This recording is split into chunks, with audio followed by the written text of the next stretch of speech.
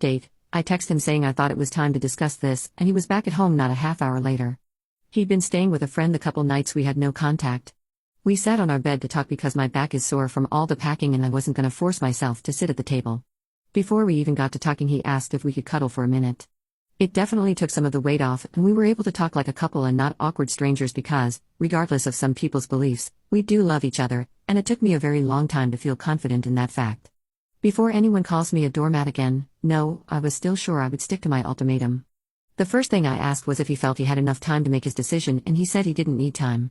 He was very shocked and bewildered at how so much could change in just a week and how everything he knew was shook up that he couldn't think and went numb. He did apologize that he didn't take a more defensive stance at the cafe and he doesn't want to make excuses for it. An explanation was that he genuinely didn't expect such a vitriolic response. He hid the engagement because he knew they weren't over LW's death and would be upset at the news. It wasn't like I would feel upset by them not knowing, which I wasn't really. He's known these girls since before they were in double digits and he would never have thought them capable of it. It came so far out of left field that he froze. I asked him if there was any possibility that either of them had a thing for him and he looked very confused and disturbed. I said how I've had people tell me it's not uncommon for siblings to do this after loss and he thought on it. Turns out you were right. He said the 24-year-old, about 8 months after LW's death, made a move and tried to kiss him. He immediately left and told her mother about it. Mother and father are divorced now but weren't then. She was a minor at the time and messaged him saying she would be 18 soon, so it wasn't a big deal. Her mother made her see the school counselor and didn't allow her to be alone with him for a while. It was years ago, so he'd forgotten it even happened. He said he was sure that wasn't the case now because it had been so long, but I'm not so convinced. Not that it matters anymore. He opened up his Facebook and gave it to me to read. 24-year-old had been messaging him, which he ignored. She ranged from telling him off to crying and saying how betrayed the family was to trying to manipulate him against me. He said he was sure that he needed to put them behind him, and had been thinking it on and off since he proposed, but couldn't bring himself to do it. After this week, the fire was lit and he knew what he had to do. It was all just abstract until suddenly it was very real. He asked me how I've been coping and I told him.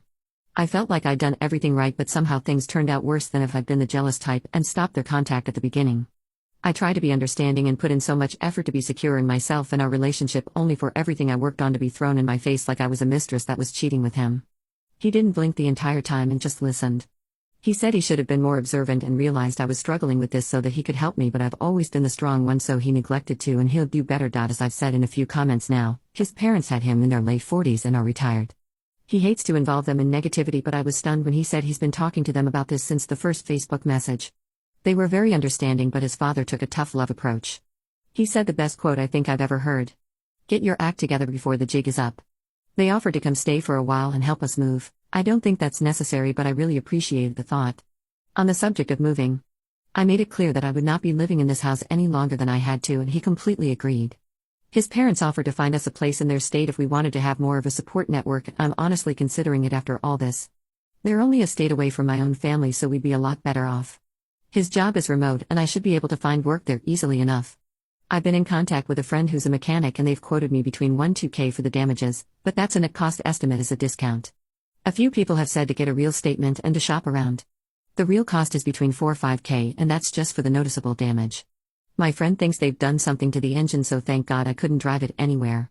He thinks I may be entitled to a replacement car altogether. If so, I will be sure to sue for it, and that's not going to be cheap. After all the emotional things were discussed, he mentioned when would I be comfortable enough to go to the police. I made clear he was okay with that or it'd go on my own. He said, the surest I've ever seen him, that this is what needed to be done and he wasn't going to let them continue. He'd done enough to try and shield them, but he wasn't going to let it come at my expense.